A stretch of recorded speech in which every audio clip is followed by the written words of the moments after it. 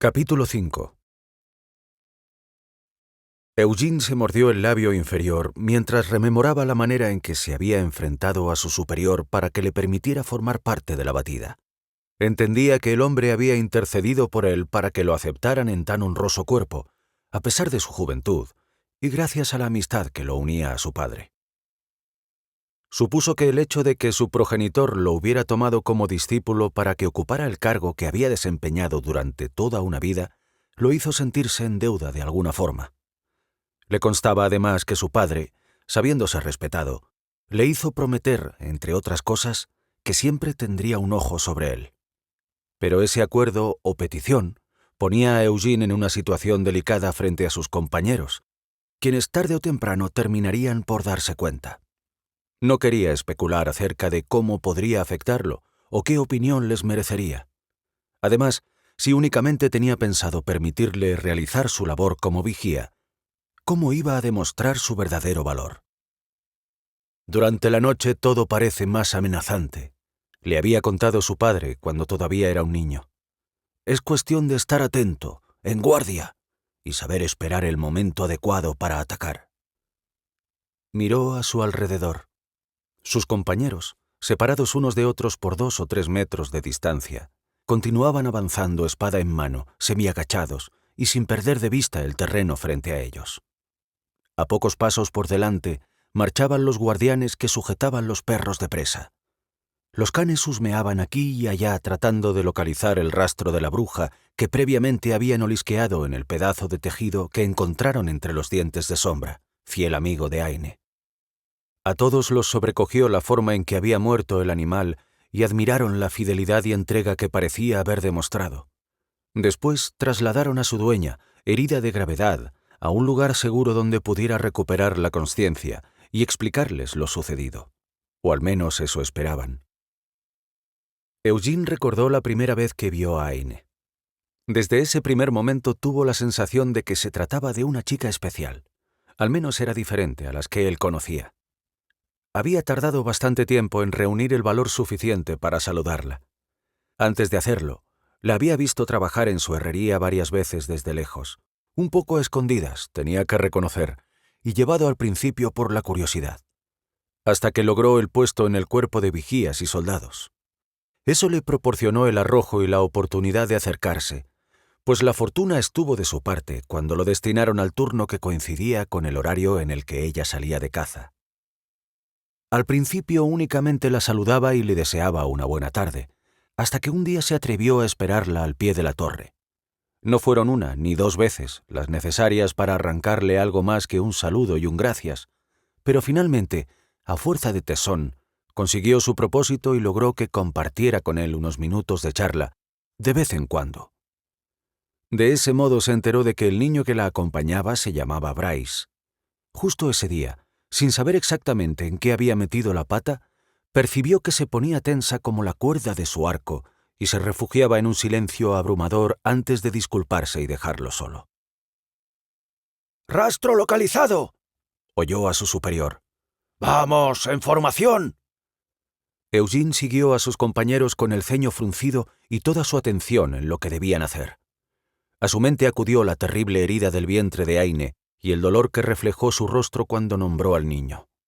Apretó el agarre en torno a la empuñadura de su espada y se prometió que encontraría al pequeño, aunque fuera lo último que hiciera, y lo haría por ella, por Aine. Con la mandíbula apretada y los músculos en tensión, continuó avanzando durante minutos junto al equipo, siguiendo las órdenes de su superior. A medida que se adentraban en el bosque, cada vez más aprisa y siguiendo el camino que abrían los perros, se le antojó que la noche era más oscura, húmeda y densa. El aire traía trazas de algo antiguo y misterioso, a la vez que espeluznante. Sintió que el vello de la nuca se le erizaba cuando vio que uno de los portadores de los animales alzaba el brazo en señal de que habían llegado a destino. La cabaña parecía mantenerse en pie gracias al abrazo de las ramas del árbol que se alzaba junto a ella. Era difícil saber a qué especie pertenecía, por las pocas hojas que le quedaban vivas, y tampoco importaba demasiado, pues el tronco ya presentaba señales de estar más muerto que vivo. Al igual que el resto de la vegetación más cercana, lucía un tono mortecino. La puerta estaba entreabierta. Salía un humillo blanquecino por una ruinosa chimenea y una luz tenue titilaba a través del único ventanuco a la vista. «¡Quietos!», ordenó el jefe mientras hacía una señal que indicaba reunión. «Marcus y Bern, conmigo», dijo. «Vosotros 5 permaneced en silencio y vigilad que los perros no ladren». Todos asintieron a las directrices, y los nombrados se situaron a ambos lados del supervisor, dispuestos a recorrer la corta distancia que los separaba de la cabaña, espada en mano. Apenas quedaban un par de metros cuando uno de ellos pisó unas ramitas secas que, al partirse, no habrían hecho menos ruido si hubieran sido troncos centenarios pisados por un gigante. Incluso él los había oído como si se encontrara junto a ellos. El jefe giró el rostro hacia Bern con una mirada de reproche, pero en un alarde de máxima contención se mantuvo en silencio y solo les indicó con un gesto que se detuvieran unos segundos antes de continuar para tratar de evaluar el daño. Al ver que nada había cambiado, volvió a dar la orden de reanudar la marcha. De esa forma, vio ingresar en la cabaña a Marcus y Bern mientras el jefe hacía guardia desde la puerta de entrada. Oculta en la penumbra de su cabaña, Meske observó cómo un par de soldados traspasaban el vano de la puerta y miraban a su alrededor, alzando las hojas de sus armas, temerosos de lo que pudieran encontrar. La poca iluminación que proporcionaban las llamas de la chimenea, que ella misma había avivado, favorecía multitud de sombras bailarinas al incidir sobre las plantas secas que colgaban de los techos y los objetos, como pequeñas calaveras humanas, libros y frascos, que descansaban sobre la mesa y la alacena abierta. Uno de ellos se acercó al catre para remover la manta con la punta de su espada. El otro arrugó el hocico al acercarse al caldero para investigar qué se cocía dentro. La mezcla de hierbas y otros condimentos desprendía un aroma no demasiado agradable que saturaba el ambiente. Poco después comenzaron a toquetearlo todo, bajando la guardia al creer que se encontraban solos. Esperaba justo ese momento en el que la arrogancia de los humanos fuese también su perdición. «¡Por Idel!», espetó uno de ellos al tomar entre sus manos un cuenco de hueso. «¿Pero qué demonios?». «Es un cráneo», aseveró el otro. «Por su tamaño es uno de niño». «Malditas». «Bern, Marcus, voy a entrar», informó el tercero que se había quedado rezagado en la puerta. Una vez que tuvo a los 3 a su entera disposición, requirió a una de las raíces de su querido árbol que reptara despacio y en silencio hasta acercarse a los tablones que hacían las veces de puerta y, mientras ellos continuaban en su absurda investigación del interior, hizo que se cerrara de golpe para acercarlos. Tuvo que contenerse para no soltar una risotada cuando comprobó los distintos gestos de asombro y terror que demudaron sus rostros antes de abalanzarse hacia la salida para tratar de huir. Juntos en un mismo punto, no plantearon ninguna dificultad a la hora de que algunas enredaderas que se colaban por el techo llegaran hasta ellos y los sujetaran. A uno, al que llamaban jefe, lo envolvieron por la cintura para alejarlo del resto. A otro, por brazos y piernas para inmovilizarlo por completo, y al tercero, simplemente lo rodearon por el cuello y lo elevaron para dejar que la fuerza de la gravedad ejerciera su magia. «Queridos», dijo entonces ella emergiendo de la oscuridad con su mejor sonrisa mellada. «es de mala educación marcharse sin despedirse». Eugene supo que algo andaba mal desde que vio la puerta cerrarse.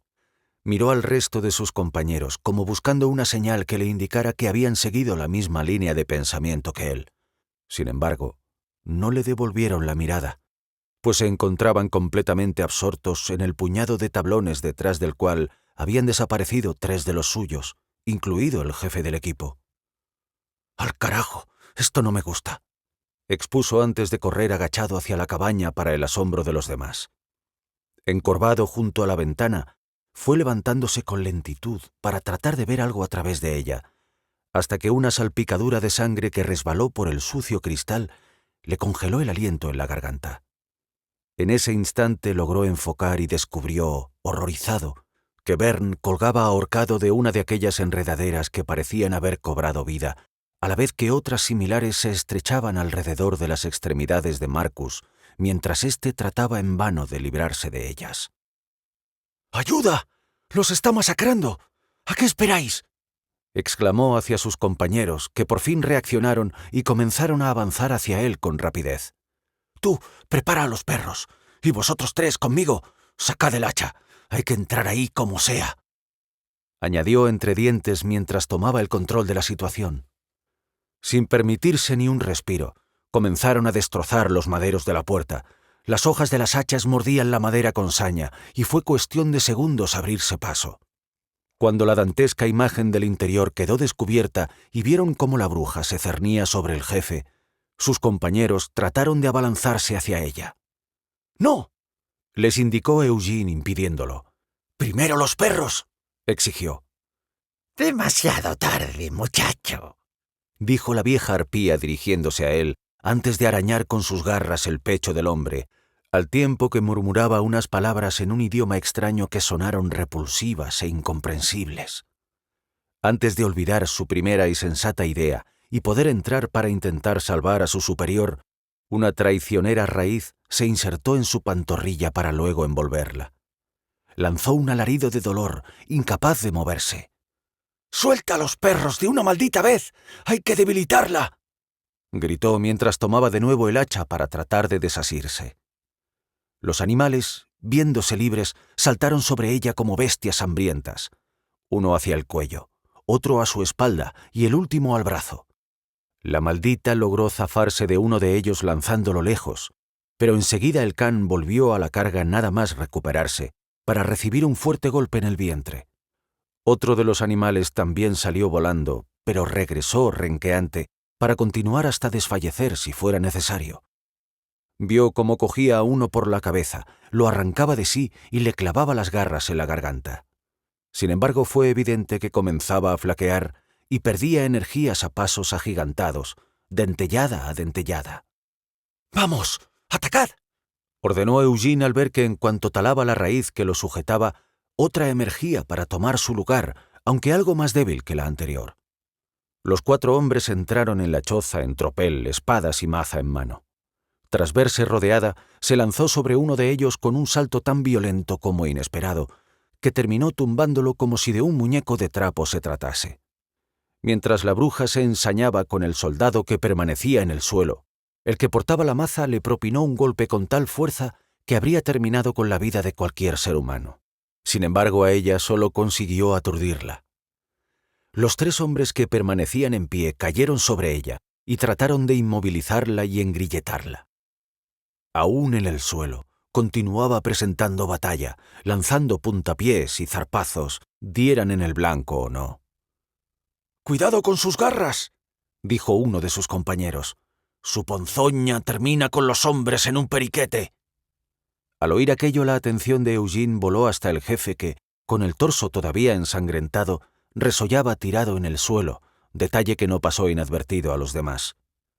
«Ya no se puede hacer nada por él», se lamentó otro mientras obligaban a la bruja, ya aprehendida, a ponerse en pie para sacarla de la cabaña.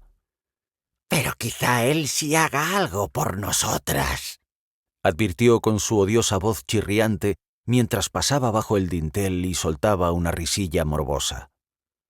Cuando los ojos de Eugene regresaron para volver a posarse sobre su superior, el hombre había desaparecido.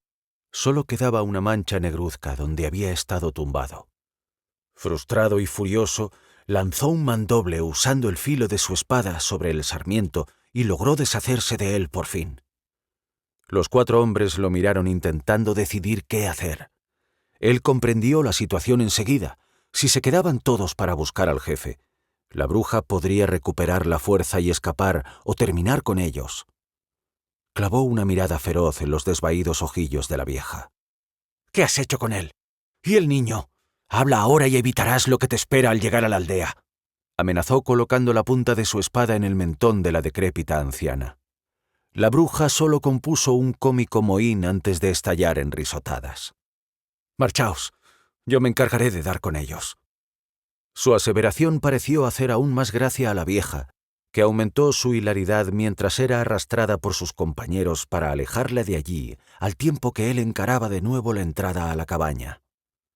«Matadlo», oyó que decía la bruja entre carcajadas a su espalda. «Amordazadla y lleváosla de aquí», dispuso él a voz en grito a los que se marchaban, sin permitirse siquiera una mirada. No sabía qué había querido decir aquel repulsivo ser con su última palabra, una que había sido dicha en tono de orden. «Matadlo». ¿Habría alguien más ahí dentro, además del jefe y quizá el pequeño Bryce?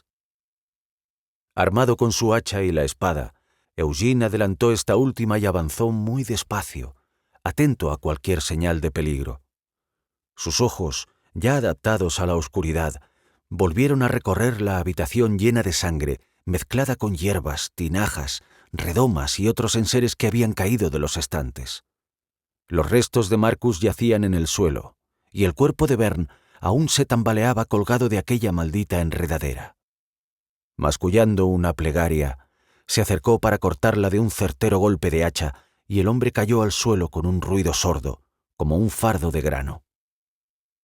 Un sonido llamó su atención y giró el rostro hacia aquella dirección. Había sido como el resuello de un ser humano, y rápidamente adoptó la posición necesaria para presentar batalla. Vio moverse una manta que cubría un hueco en la pared. «¿Eres tú, Bryce?», tanteó. «¿Jefe?», probó de nuevo con el mismo mudo resultado. Fue entonces cuando se preguntó a sí mismo por qué no había pedido a los otros que dejaran al menos a los 2 perros que habían quedado con vida. Error de novato. Oyó la voz de su padre en su mente. Alargó la punta del hacha para retirar la manta, mientras su mano derecha sujetaba el arma con vigor. Un pasillo negro como boca de lobo se abrió ante él, y de nuevo llegó a sus oídos aquella respiración violenta. «¡Alto! ¿Quién vive?», demandó. «Jefe, es usted». «Márchate, Eugene», respondió éste con voz jadeante. «Lárgate de aquí lo antes posible». «No puedo hacer eso, señor», dijo olvidando ya su disposición a la lucha. «Es una orden». El tono de su voz se le antojó duro y rasposo, como si las palabras arañaran la garganta de su superior en su ascenso hacia la boca. «¿Señor?» «¡Maldita sea, Eugene!», rugió. Vio un bulto al final de aquel corredor. La vasta y alta figura del jefe se ponía en pie agarrándose a otro tejido que colgaba hasta arrancarlo, y una hebra de luz se abrió paso hasta él. Eugene envainó la espada y se dirigió a su encuentro para ayudarlo. «No», gritó él, no sin dificultad. «No te acerques. No lo entiendes, hijo. No voy a poder impedirlo». El hombre deliraba, sin duda en sus últimas horas de vida, pero él era un soldado de honor, para el que era impensable el abandono de un compañero en aquella situación. No podía dejarlo morir en soledad. A medida que se acercaba comprobó que sangraba profusamente, pero su sangre era especialmente densa y oscura. «Eugene, por la misericordia de Idel, no lo hagas». Apenas los separaba un paso cuando el hombre se lanzó hacia su posición con una fuerza inesperada. Cayó sobre él con experiencia calculada, inmovilizándole el brazo derecho con su cuerpo y anulándole las piernas con las suyas, en tanto colocaba su mano izquierda sobre el cuello y con la derecha, armada con un puñal, amenazaba su pecho. Tomado por sorpresa, Eugene solo estuvo en condiciones de sujetar aquella última mano con la que le había quedado libre para impedir que la hoja se hundiera en la carne. Lo miró a los ojos y lo vio llorar. «Jefe, no», acertó a decir Eugene sin apenas aliento, asfixiado por el peso del enorme cuerpo. «Lo siento, hijo. Que Idel el misericordioso y los tuyos me perdonen», exclamó empujando con fuerza. Eugene trató de repelerlo, pero le fue imposible y, aterrorizado, vio cómo el filo del puñal atravesaba sus ropas y las primeras capas de piel. Él también comenzó a sangrar, primero lentamente, para ir aumentando el caudal a medida que la hoja se abría paso sin remisión. Fue entonces cuando comprendió aquella última orden de la bruja, justo antes de que la daga atravesara su corazón.